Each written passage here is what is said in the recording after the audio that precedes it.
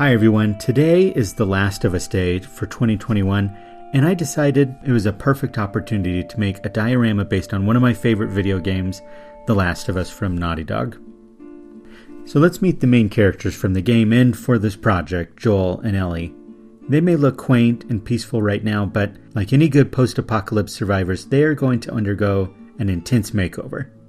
I mean, they already look like they've seen things. The key to surviving any post-apocalypse situation is having the right tools for the job, and so I'm using these today to sculpt. Also key is knowing how to combine supplies to craft something new, like mixing this blue and yellow compound to make green stuff.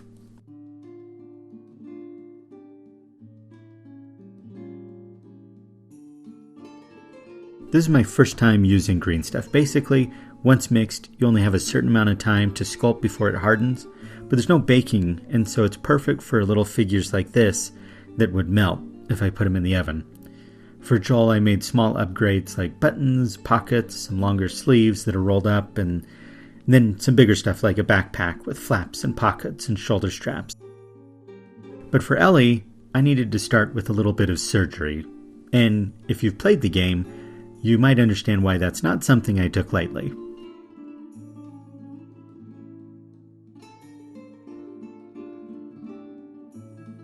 The figure I'm using for Ellie had a skirt and an arm pose that was just not going to work, so I trimmed the skirt into legs and then posed the arms the way that I wanted and used the green stuff to bulk out the pants and add all the details for Ellie's outfit. She required a lot more sculpting, but I think it paid off, and it definitely looks like an improvement from what she was before. The scene I'm making is toward the end of the game when Joel and Ellie encounter a group of giraffes. According to Google, a group of giraffes is called a tower. So that's neat. Didn't know that. I'm only making one, though, from the neck up. Armature wire and foil will bulk it out, and then I'm sculpting with Sculpty clay this time.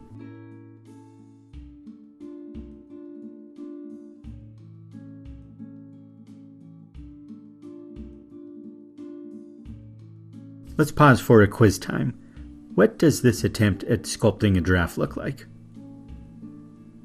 I'm sorry. Judges would have accepted a sock puppet or a Skeksis from Dark Crystal.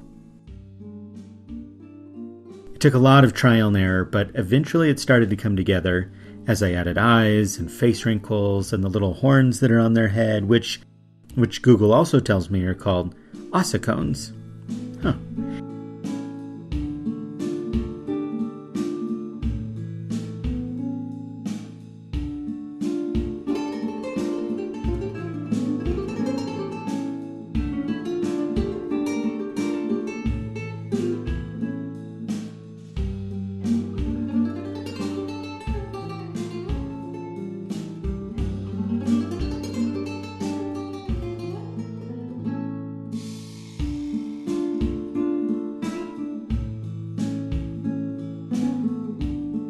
After baking, I added the mane down the giraffe's back and smoothed that down to connect it to what was already sculpted and textured it with a toothbrush.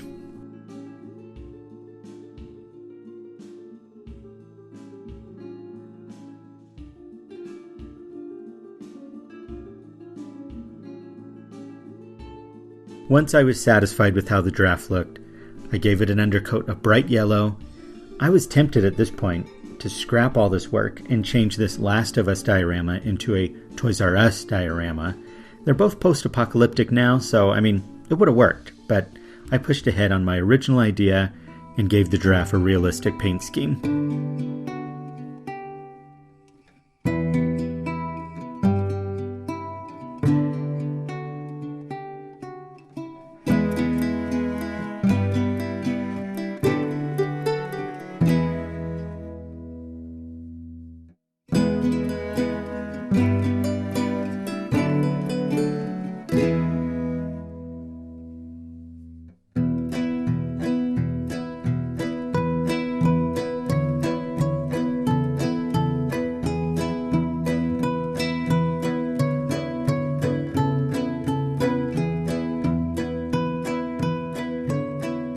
After that, let's go back to Joel and Ellie. I mixed some Mod Podge and gray paint to give them a kind of a durable undercoat.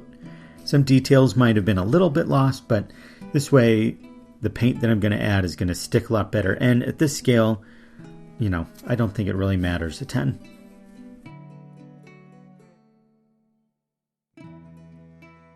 Painted Joel and Ellie both to match their outfits in these scenes of the game, and luckily in this scene they're going to be facing away from the viewer of the diorama, so I didn't have to worry about facial features at all. And yes, I 100% planned around that.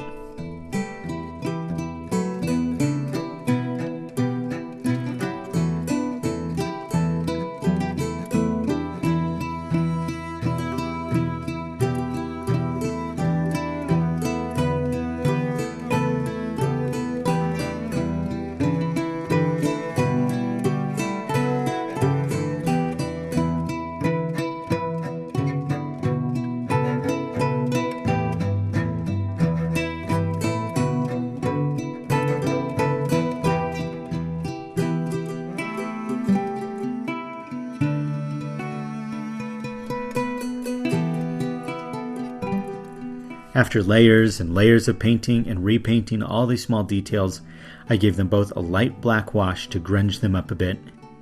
It is the post-apocalypse after all. And now it was time to move on to the scene itself. I referenced images from the game a lot for this design, but it's not one-to-one exact. I sort of did an interpretation of it. I wanted to set it at an angle though, so the giraffe head will be poking up into the scene here, while the view into the scene will be on this longer flat edge here. I cut the base out of chipboard. The floor in this scene looks like it's tile, so I scored some styrene sheets to create small tiles. Most of this is going to be covered up or dirtied up, so I wasn't too concerned with making it exact, and that was kind of my approach in general. Post-apocalypse dioramas are great because you can hide a lot of mistakes and shortcomings in all the mess, which I think is kind of the approach humans also take in post-apocalypse stories, hiding all their mistakes and shortcomings in the mess. Anyway, I wanted the scene to have a little elevation since the giraffe is poking its head in, so I glued the floor to chipboard and then the chipboard to 2 layers of foam, and that gave me the height I wanted. Then I cut more chipboard for the walls in this scene. I cut a hole in the base so I could test fit whether this was the right height for the giraffe head that I made. And it's looking good. Actually, this kind of looks like a puppet show to me now. Which, everyone's been saying we should make more Muppet adaptations of stories. Muppet Last of Us, anyone? Anyway, the ceiling in this scene looks like it's drop tiles, but it's seen better days. You just can't find good maintenance help in the apocalypse. So I used styrene rods to create the pattern of the ceiling with some purposeful damage. Totally not because I couldn't cut everything exact. And then painted it all brown. After painting the walls of this room yellow, I started to make some of the details. I cut a door out of a popsicle stick and split coffee stirring sticks for the baseboards, painted them all brown.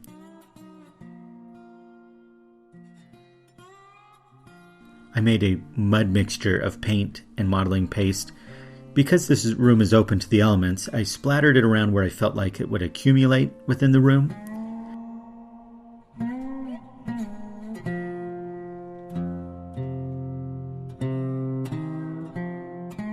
I also used that same mud to paint some twine to create vines, and then glued them into place on the ceiling and the walls. Working on this and referencing all these images from the game made me appreciate all the hard work that goes into designing video games like The Last of Us. I spent hours and hours making a miniature version of one room, and it was packed full of details. But there are like thousands of rooms across this game, all with similar levels of detail. It's just insane. Then I put watered down glue on the spots where I wanted to sprinkle some grass flocking. And as always, this is the step that really ties everything together.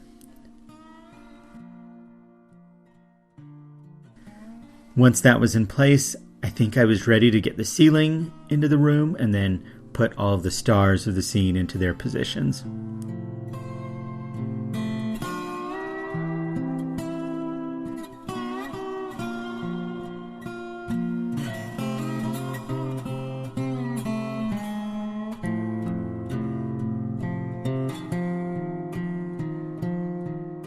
Of course, I should have reversed that order because once the ceiling was in place, it was a pain getting Ellie and Joel into this tiny spot. But once I did, I propped them up with, basically whatever I had handy, so they would dry in place. Then I cut the sides and face of the diorama out of foam board just to give it sort of a framing and finish that with some texture of black modeling paste for visual interest.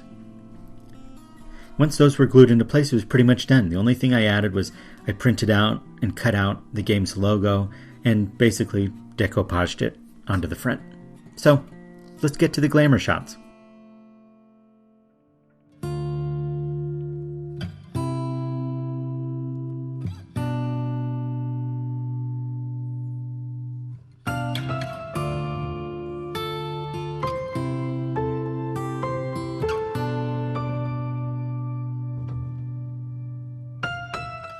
Head to the comments below to let me know how you would cast The Last of Us Muppet Edition, or any other thoughts you have, and if you haven't subscribed yet, I would appreciate it. And while you're here, check out the other projects I've made based on movies, shows, or games I love. This is Mr. Screenwrite, and thank you for watching.